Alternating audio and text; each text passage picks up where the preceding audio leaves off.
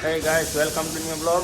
આપણે આવી ગયા છીએ જૂના ખાતે. આજે જૂના ખાતે આપણે આજ માલની ડિલિવરી કરવાની છે. અત્યારે ડીએમસીનું મને છે બધું. સીટું ભરાય છે, સેમ્પલની સીટું ભરે છે છોકરા હેઠે બેઠા બેઠા.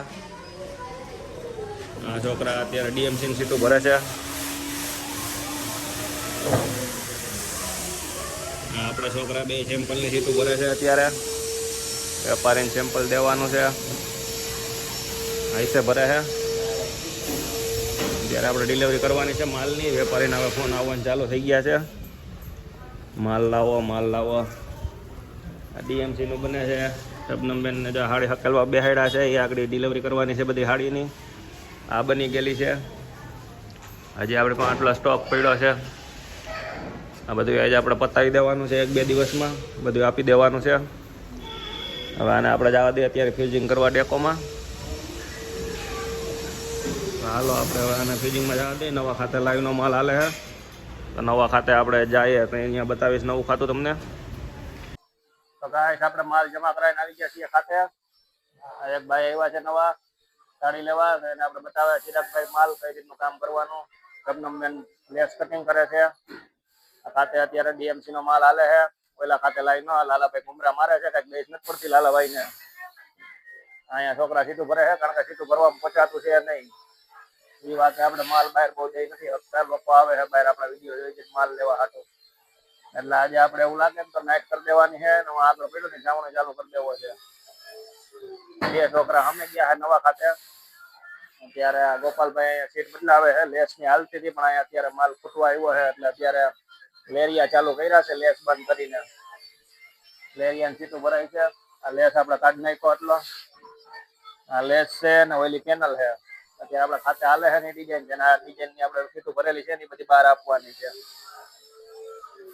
બે છોકરા આપણે હમેના ખાતે ગયા છે, કારણ કે આ ખાતાનો રોલો બગડી ગયો છે લાઈવ નો. એટલે આપણે ઓલા ખાતે નવા ખાતે રોલો છે, તો અહીંયા માલ બને છે અત્યારે.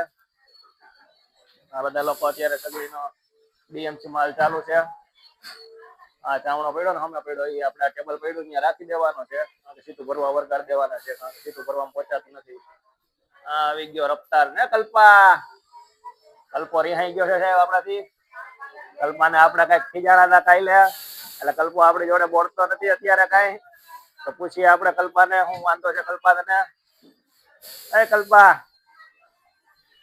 જો ગાઈસ કલ્પો રિહાણો છે આપણાથી, બોલતો નથી. હું કલ્પા શું વાંધો છે તને? હે તો કેમ બોલતો નહીં? હે ગાઈસ તમે જોવો છો કલ્પો બોલતો નથી.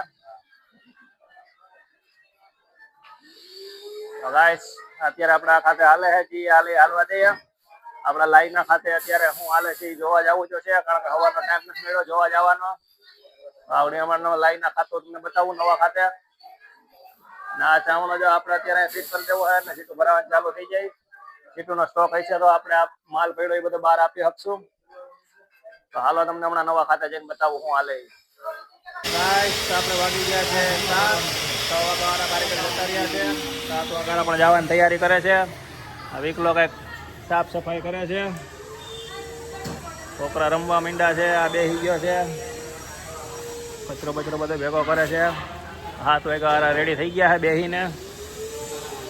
છોકરા સીટું ભરે છે. ખાતામાં એક છોકરા જ સવારથી સાંજ સુધી બિચારા બેઠા બેઠા કામ કરે, બાકી આ બધા જો આટા જ મારતા હોય. હા જા સબુબેન કઈક બોલતા હે. ક્યાં બોલતા સબુબેન? એમ જ રોજ લેવા આવે છે ખાલી. એ આપણે લાઈનના ખાતે હતા આવી ગયા, પતાવીને અહીંયા આવ્યા છે. કલ્પના આપણે સીટ ભરવા બેહાડ્યો છે ભેગો.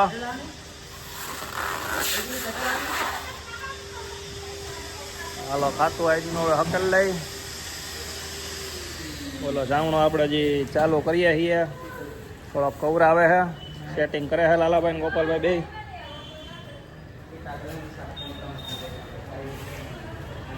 સ્ટોન થોડાક રહી જાય છે, આપણે અહીંયા રહી જાય છે એટલે એનું સેટિંગ કરે છે.